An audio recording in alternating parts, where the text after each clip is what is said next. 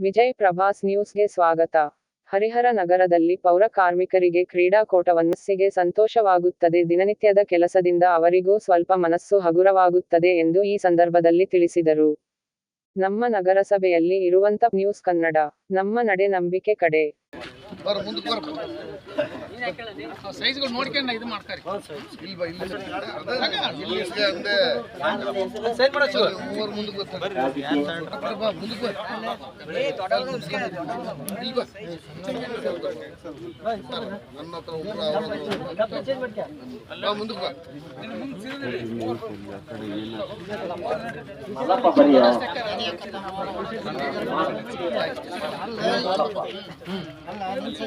ವೈವಿಧ್ಯಂಗಪ್ಪ ಪರ್ಮಿಂಟ್